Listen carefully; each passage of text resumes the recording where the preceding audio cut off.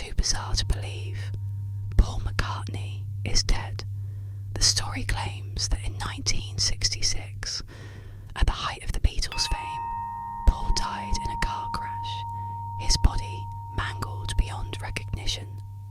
Fearing mass hysteria, the band and the handlers covered it up, replacing him with a perfect double, a man who could sing, play, and even mimic Paul's mannerisms.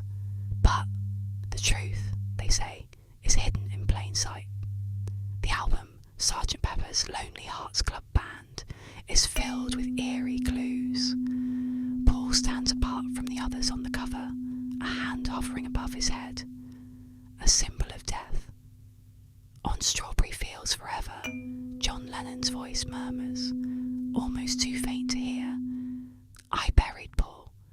Then there's Abbey Road, a funeral procession in disguise.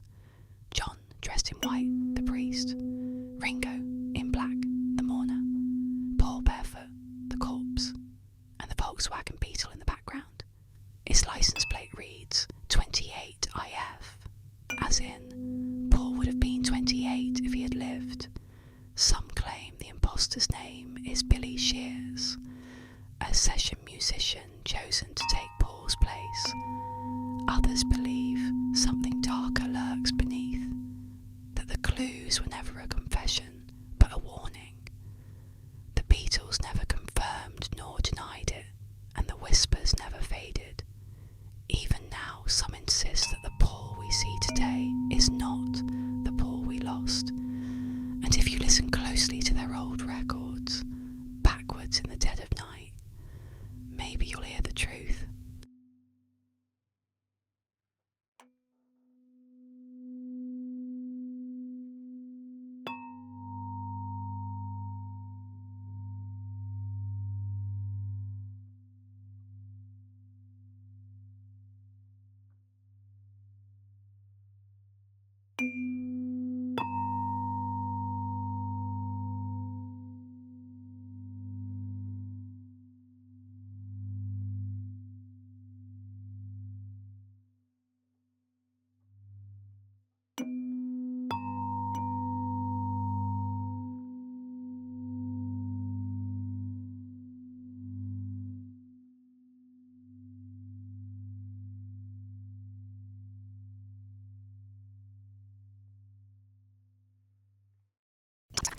Of a motorcyclist, forever cursed to ride the roads without a head. The story begins with a tragic accident that occurred years ago.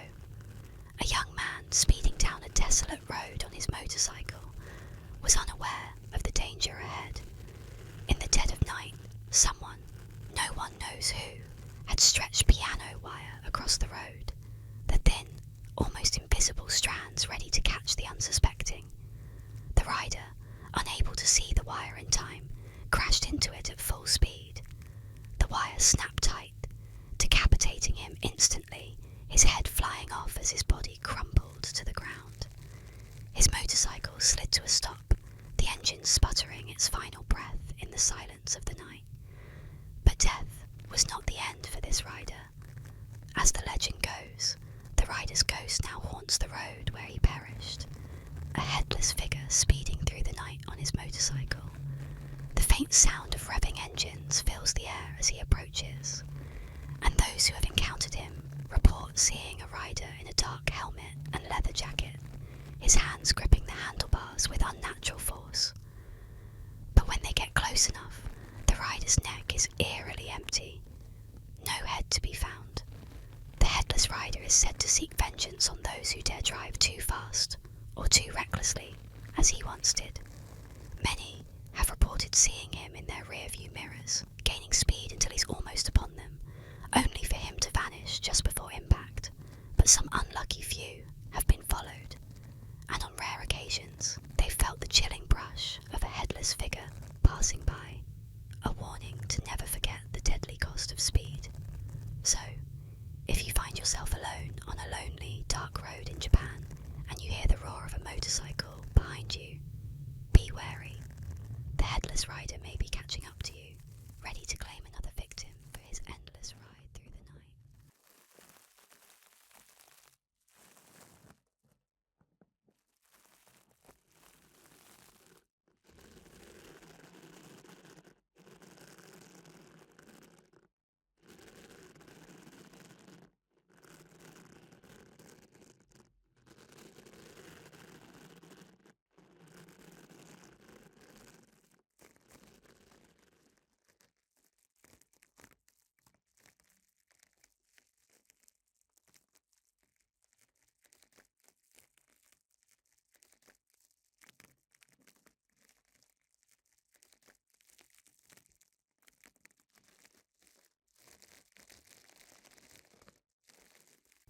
dense, moonlit jungles of the Philippines, a horrifying legend whispers through the villages, a creature so monstrous and cunning that even speaking its name sends chills down the spine. It is the manananggal, a vampiric winged predator that hunts under the cover of darkness, leaving terror and death in its wake. The manananggal appears human by day, often disguising itself as a beautiful woman, blending seamlessly into the world of the unsuspecting. But when the sun sets and shadows deepen, its true form is revealed. With a guttural, bone-chilling sound, it tears itself apart at the waist, leaving its lower body behind. Black, leathery wings unfurl from its back, and its fanged mouth twists into a grotesque grin. Freed from its human guise, the manananggal takes to the sky, a half-bodied monstrosity searching for its next victim. Its prey is often the vulnerable, pregnant women, and the unborn are said to be its favourite targets. The creature uses its long, needle-like tongue to pierce roofs and walls, feeding on the life force of its victims as they sleep, helpless and unaware. Villagers claim to hear the faint tick-tick-tick sound. As the manananggal approaches, the sound growing fainter as it draws closer, a cruel trick to disorient those who might try to escape. Defeating the manananggal requires bravery and cunning. Its severed lower body, hidden in the shadows, is its greatest weakness. By sprinkling salt, garlic, or ash on the exposed torso, the creature can be destroyed, unable to reattach itself before dawn. But finding its hidden remains is no easy task. Failure ensures a gruesome end. To this day, the legend of the manananggal persists, a terrifying reminder of the unknown lurking in the night. Villagers still place garlic and holy symbols near their doors and windows, praying they'll never hear that fateful tick-tick-tick. For if you do, the manananggal may already be hovering above, its deadly tongue poised so to strike.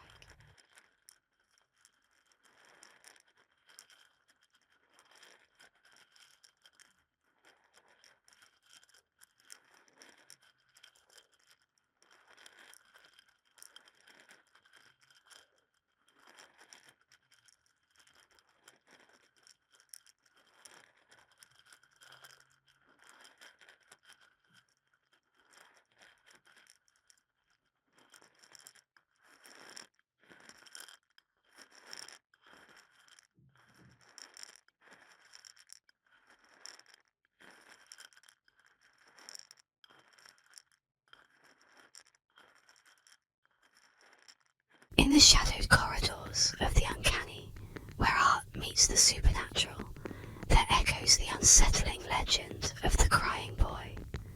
This painting, a mass-produced print by the Italian artist, known both as Giovanni Bragolin and Bruno Amadio, has stirred whispers of a curse since it first appeared in the 1950s.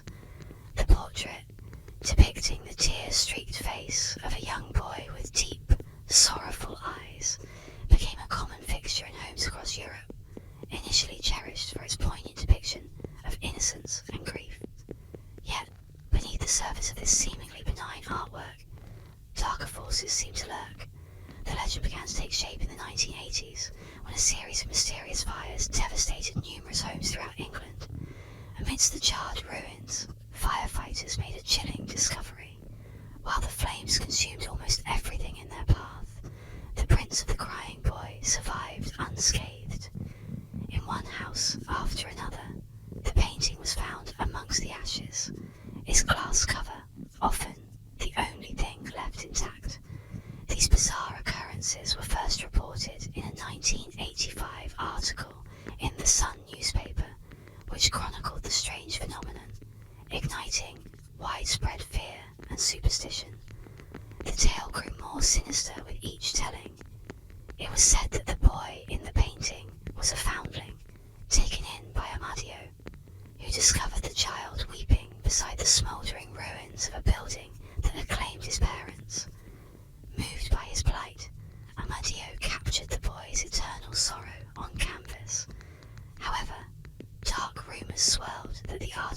exploited the child's curse, for the boy was no ordinary orphan. Legend had it that wherever he resided, fires of unknown origin would inexplicably ignite.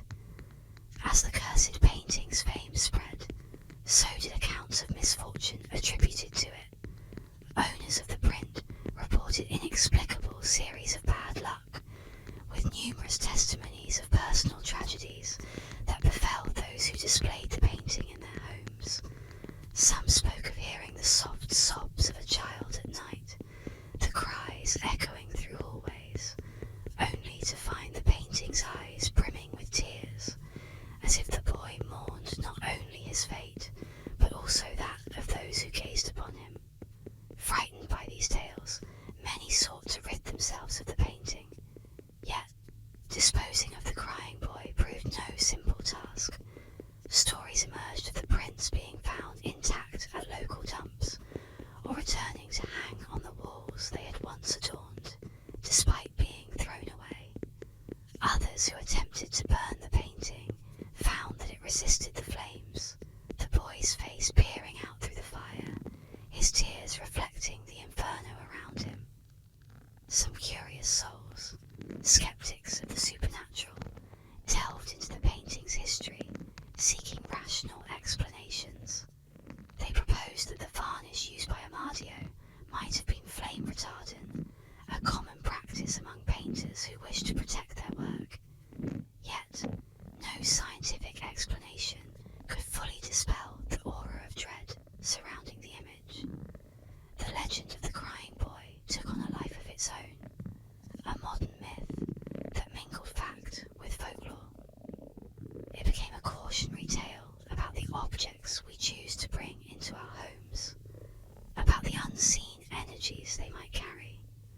It warned of the grief that could spill from canvas to reality, a sorrow so profound it seemed to transcend the boundaries of art and enter the realm of the paranormal.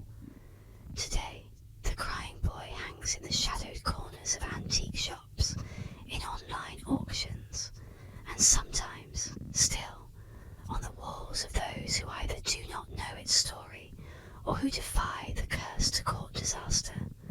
Whether a true bearer of misfortune or merely a subject of one of the most unsettling urban legends of the 20th century, the painting continues to fascinate and frighten, a testament to the power of art to move, to disturb, and perhaps to curse.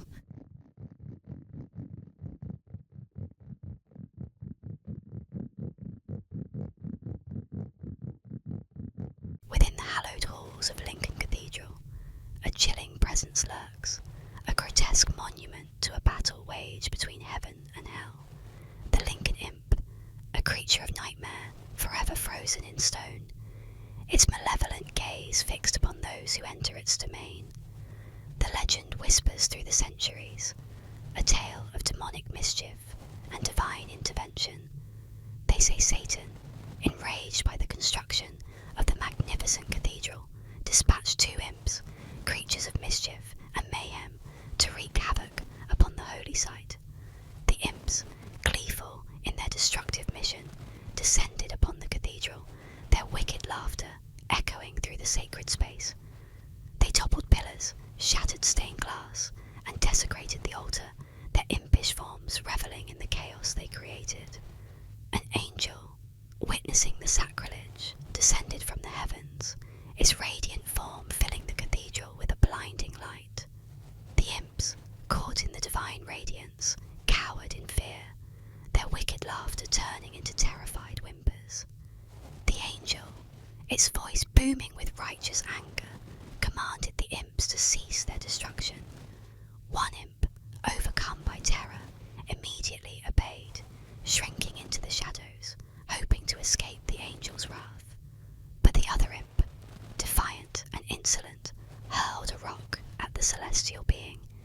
The angel, swift and merciless, raised its hand, and a bolt of divine energy struck the imp, transforming it into stone.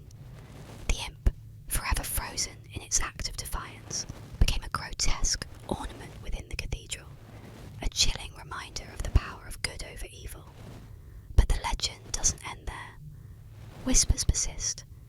tales of the imp's malevolent spirit still lingering within the cathedral walls.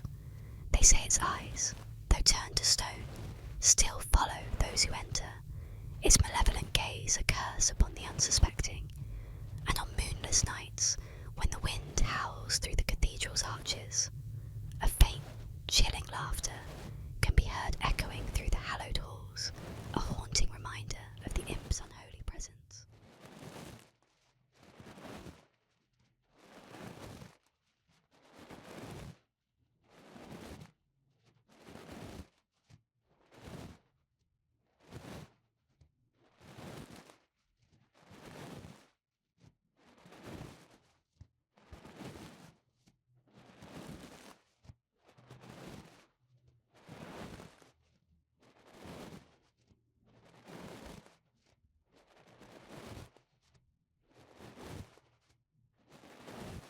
In the small, quiet town of Hopkinsville, Kentucky, there exists a legend so bizarre and terrifying that it has persisted through decades. It is the tale of the Hopkinsville Goblins, a strange, otherworldly encounter that defies all logic and explanation. On the night of August 21st, 1955, a family in the rural outskirts of Hopkinsville reported something so chilling it would become a cornerstone of UFO lore. The family, along with a few friends, had gathered at their home when strange glowing lights were seen in the sky. At first they thought it was a passing plane, but soon they realised that the lights were descending toward their property, hovering eerily above the ground. As the night grew darker, the true horror began. Small, goblin-like creatures, around 3 to 4 feet tall, emerged from the woods.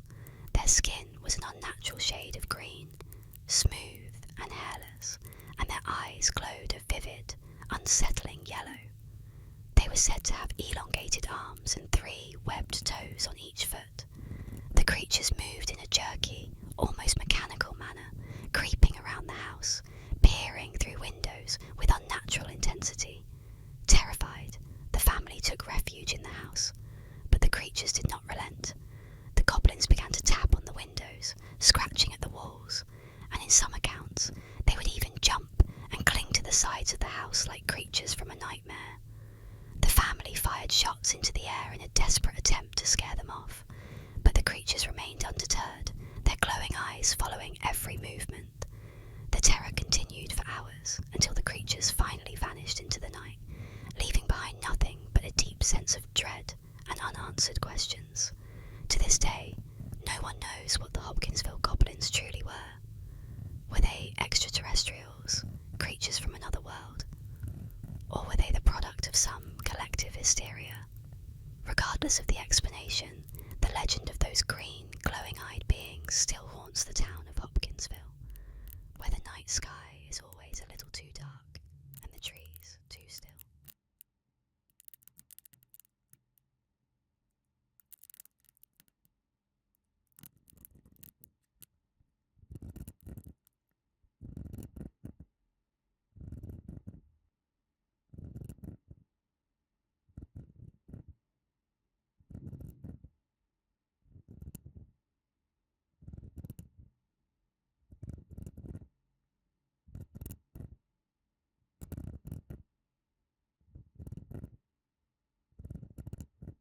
We dive into the eerie legend of the Chonchon, a mythical creature that haunts the night skies.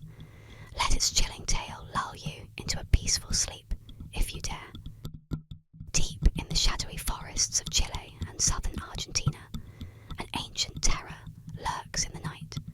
Whispered in hushed tones among villagers, the Chonchon is no ordinary creature. Its very existence defies nature, sending shivers down the spines of those who dare speak its name.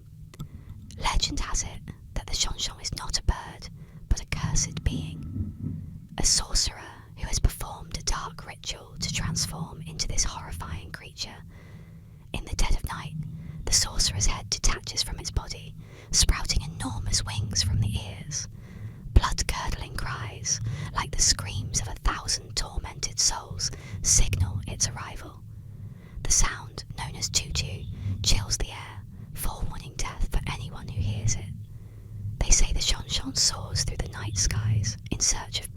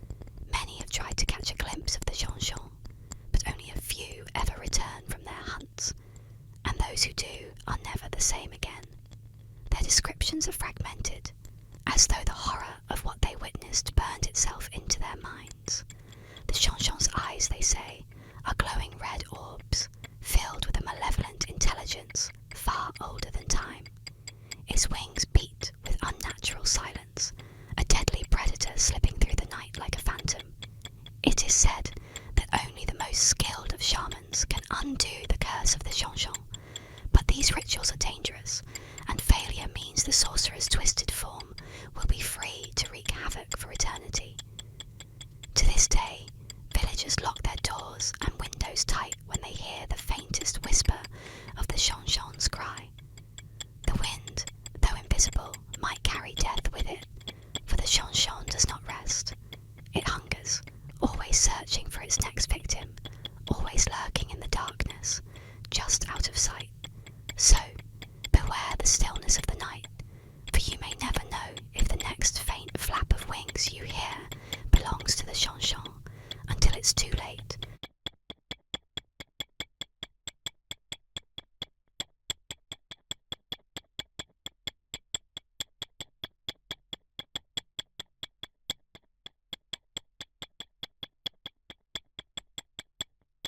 In South Korea, a strange and unsettling legend has persisted for nearly a century, a chilling warning whispered among families on hot summer nights.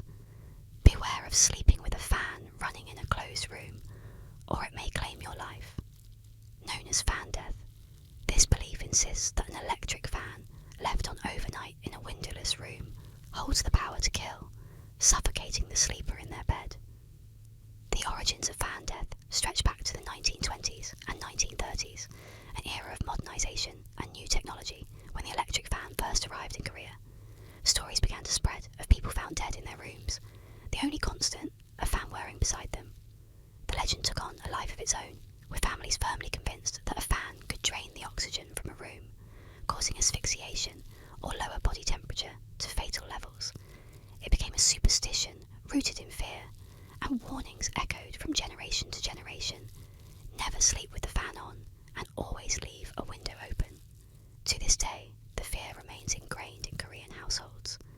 In July 2011, the Korea Herald reported that a 59-year-old man had died mysteriously, with a fan aimed directly at him in his sealed room. It was as if the fan, silent and unseen, had become an executioner, waiting patiently for its victim. Some believe the fan spins like a sinister reaper in the dark, sapping the life from those who sleep too deeply under its cold breeze. Many scientists have dismissed the legend, but the fear lingers, and tales continue to circulate of those who ignore the warning, only to fall victim to the fan's deadly hum. The myth of fan death endures, a strange yet terrifying belief that leaves many cautious even today. Perhaps it's not merely a tale of superstition, but a reminder that some forces, once unleashed, carry a chilling weight that no science or reason can dispel.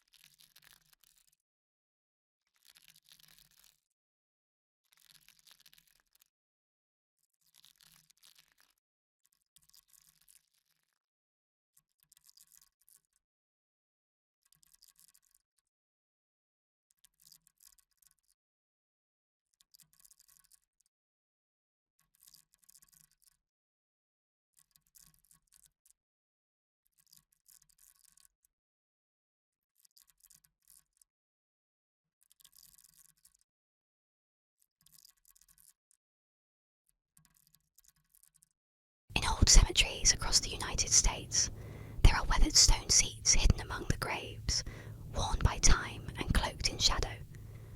Known ominously as the Devil's Chair, these benches are more than mere sculptures. They are said to be gateways to the supernatural, places where darkness lingers and whispers are heard. Legends warn that those who sit on the Devil's Chair may not leave the same as they arrived, or worse, may never leave at all. One of the most infamous Devil's Chairs is found in a forgotten corner of a small cemetery in Kansas. It's a simple stone seat, cracked and faded, seemingly innocent, yet emanating a disturbing energy. Locals warn against sitting there, especially at night. They say that if you're brave, or foolish, enough to sit on it alone at midnight, the devil himself might appear, a silent figure lurking just beyond the veil of shadows. Some claim he'll offer a dark bargain, while others say he merely watches. His presence a weight upon your chest, stealing your breath. People who've dared to sit on the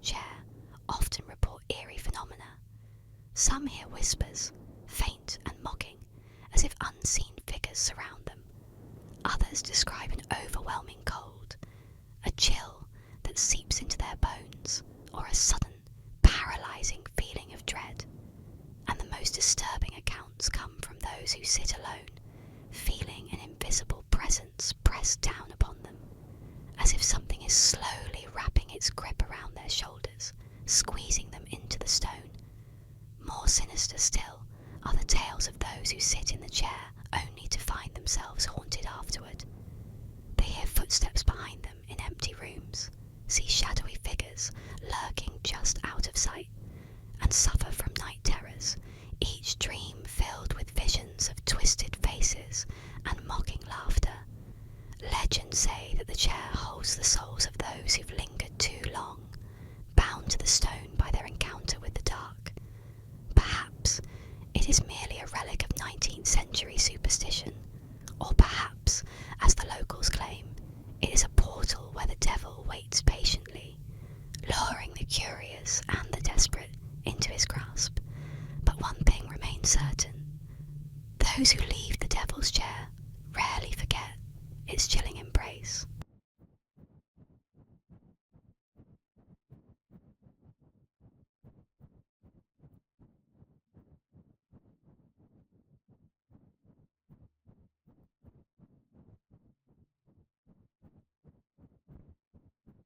The year was 1678.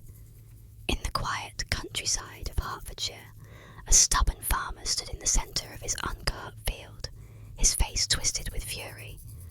The harvest was nearing, and he needed labourers to mow his crops, but the price they demanded was too steep. One man, his scythe resting on his shoulder, named his fee. The farmer scoffed. "I'd rather have the devil himself mow my field than pay such a price." The words hung in the air, thick with defiance. The labourer left without another word. The sun dipped below the horizon, and darkness swallowed the land.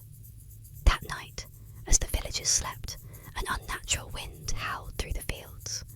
A strange, flickering light danced over the farmer's land, illuminating the stalks as if set ablaze. But there was no fire, no smoke, only a blinding, eerie glow. Some claimed to hear whispers carried on the wind, laughter twisted and inhuman. Others swore they saw a dark figure, hunched and swift, moving through the crops with an impossibly sharp scythe. By morning, the farmer awoke to a sight that sent ice through his veins. His entire field had been cut. The stalks were not hacked or trampled as a man's hand would leave them, but perfectly flattened, bent in unnatural, swirling patterns, as though something far beyond human had swept across the land. No footprints, no tool marks, only the eerie silence of a job done too well. The villagers gathered, whispering of dark forces at play. "The devil has mowed your field," they told the farmer, their faces pale with fear. He said nothing. He never spoke of it again, but those who passed his land at night claimed the patterns still held a strange power, that the air within them felt colder, and that if you listened closely, even centuries later, you might still hear the soft rustling of a scythe against the wheat, a sound with no man to make it.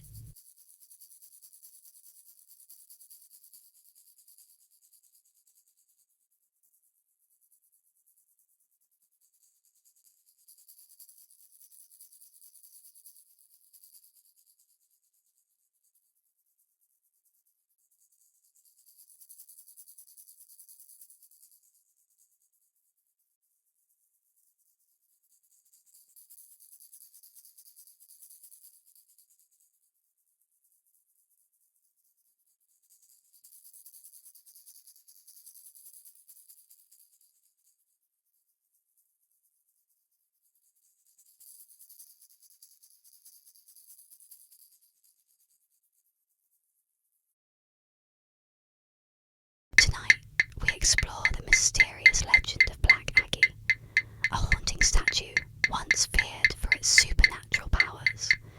Relax, settle in, and let this eerie tale gently guide you to sleep.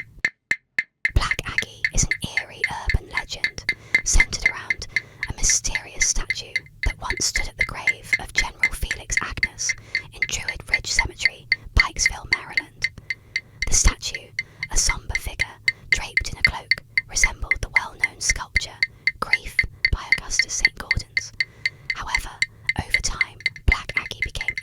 famous for the supernatural tales that surrounded it. According to local law, strange and unsettling events began to occur after the statue was placed in the cemetery.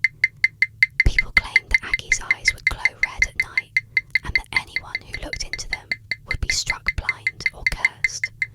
Another part of the legend states that if someone sat on Aggie's lap at midnight, they would either die within a year or be haunted by the statue. It was also rumoured that the shadow of Black Aggie would cause nearby grass to wither and die.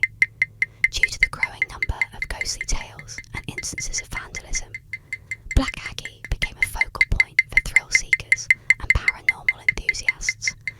Many visited the statue either to test the legend or to experience the supernatural aura that surrounded it. The stories grew, further embedding Black Aggie into Maryland's folklore. Eventually, the statue was removed from the cemetery in 1967 to put an end to the disturbances it caused. Though the statue itself is gone, the legend of Black Aggie continues to captivate imaginations, with people still sharing stories of the haunted statue and the eerie events that took place in Druid Ridge Cemetery.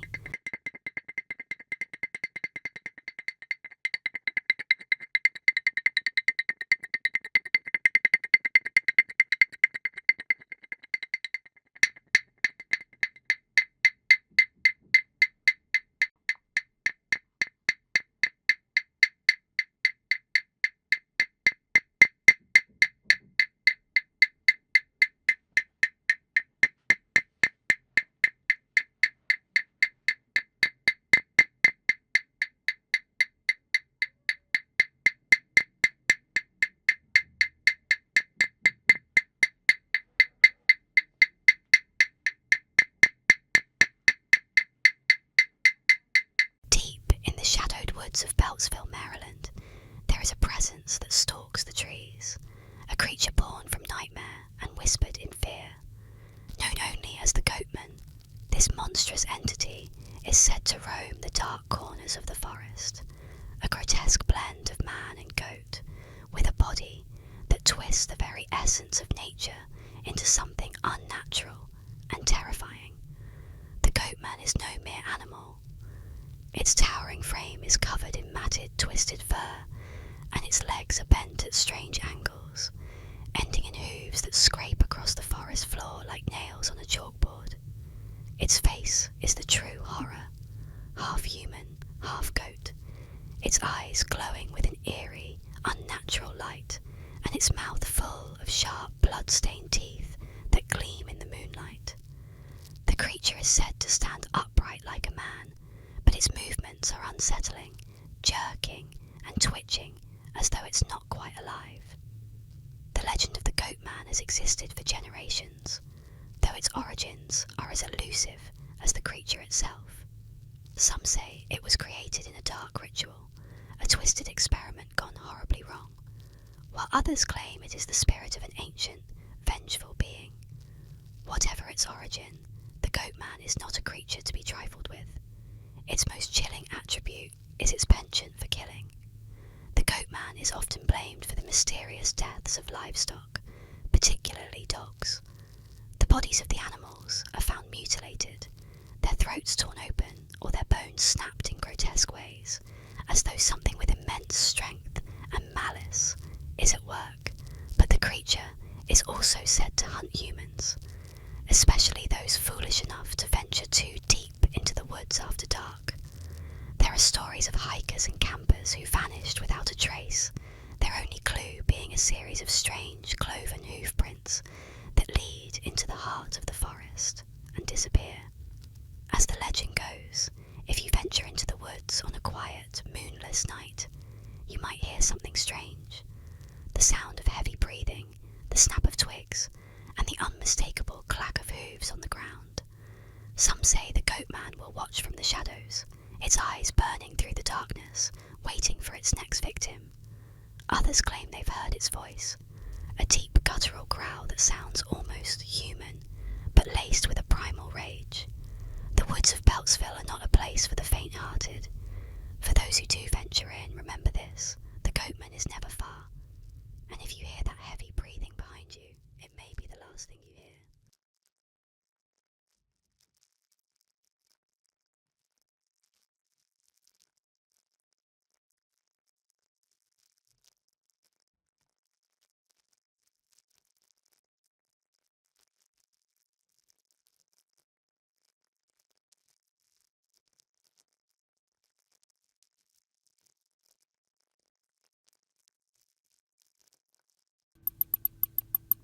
Welcome to the chilling tale of Mercy Brown, an urban legend from the quiet town of Exeter, Rhode Island.